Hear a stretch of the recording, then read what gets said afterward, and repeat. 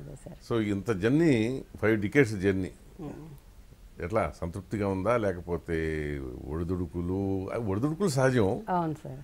కానీ అంటే బాధాకరమైన పరిణామాలు కూడా చోటు చేసుకుని ఉంటాయి కదా ఈ జర్నీలో.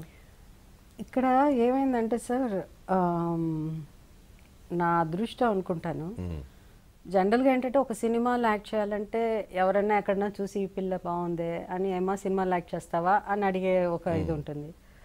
నేను సినిమాలో యాక్ట్ చేయాలని మనం ఆఫీస్కి వెళ్ళి అందరిని అడిగి మన ఫోటోలు ఇచ్చి అదొక పద్ధతి ఉంటుంది. ఇప్పుడు నా ఏజ్ కూడా ఐ వాజ్ ఓన్లీ 11-12 years. అవును, అది ఆల్మోస్ట్ లైక్ హోమ్ ప్రొడక్షన్ లాగా. విజయన్మల గారు, కృష్ణ గారు వాళ్ళ సినిమా. మా ఫాదర్కి first cousin. First cousin. But ఏంటంటే వాళ్ళ క్లోజ్గా ఉండడానికి కారణం అంటే అది పెద్ద జాయింట్ ఫ్యామిలీ అండి. బ్రదర్స్, వాళ్ళ బ్రదర్స్, మా ఫాదరు అదే మా గ్రాండ్ ఫాదర్ విజయన్మల గారు ఫాదర్, వాళ్ళందరూ బ్రదర్స్. సో కాబట్టి వాళ్ళందరూ ఒకటిగా ఉండడం, బ్రదర్స్ ఒక్క ఇంట్లో ఉండడం కాబట్టి చాలా క్లోజ్ నెట్ ఫ్యామిలీ. అందుకని ఆంటీ నన్ను చిన్నప్పుడు షూటింగ్లకి అంతా తీసుకెళ్ళేవారు. ఆ విషయంలో చాలా గొప్ప విజయన్మల గారు. ఆ ఫ్యామిలీ అందరూ ఎప్పుడో ఒక్కసారైనా కలవాలి. ఆమె లాస్ట్ పోయేదాకా అంటే చనిపోయేదాకా అది అలాగే మెయింటైన్ చేశారు. At least once in a year or twice in a year, immediate కాదండి, మొత్తం వాళ్ళ పిల్లలు అందరూ కలవాలి. సో అలా ఇంటికి పిలిచి దీపావళి అన్నది వాళ్ళ ఇంట్లో సెలబ్రేట్ చేసుకునేవాళ్ళం. అలా మా ఆంటీ ఏంటంటే నేను ఆమెతో షూటింగ్కి తీసుకెళ్ళేది. ఇంకా చిన్నపిల్లగా ఇష్టం ఏదైనా పాట, వాళ్ళ పాట కృష్ణ గారిది విజయన్మల గారిది ఏదైనా సాంగ్ షూటింగ్ ఉంటే విఎస్ఆర్ స్వామి అని కెమెరామెన్ గారు చాలా ఫేమస్.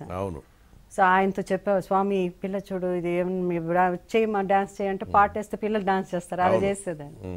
సో అప్పుడు అనుకున్నారు ఎందుకు యాక్ట్ చేయొచ్చు కదా అని 12 కాపురం టైంలో నన్ను అడిగారు. అఫ్కోర్స్ మా నాన్నగారు అసలు ఒప్పుకోలే, చాలా అసలు ఛాన్సే లేదని చెప్పేసి. బట్ మళ్ళీ మా గ్రాండ్ మదరు ఇది రమేష్ చేయరా, మా నాన్నగారి పేరు రమేష్, ఏముంది రమేష్ చేయని, ఒక్క సినిమా చేయని అది అలా అని. సో అట్లా స్టార్ట్ అయింది సార్.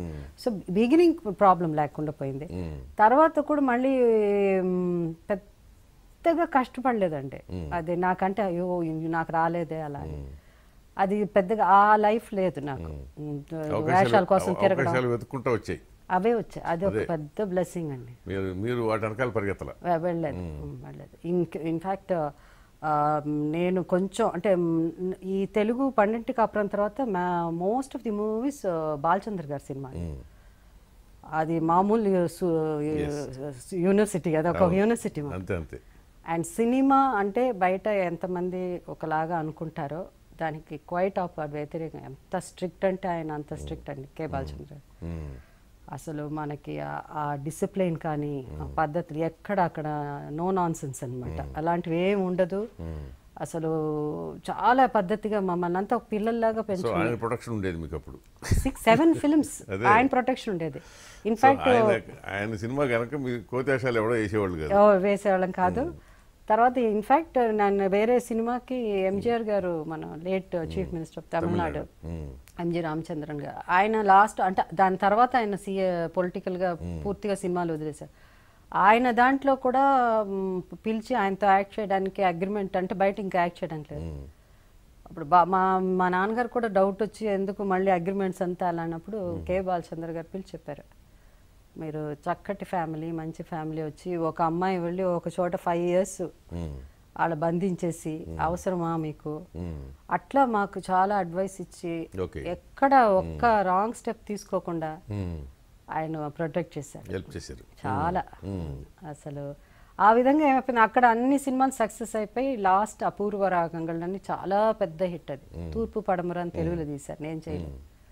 అక్కడి నుంచి వెంటనే ఆ సినిమా చూసి జ్యోతి, ఇంకా అక్కడి నుంచి తెలుగులో విజృంభించారు.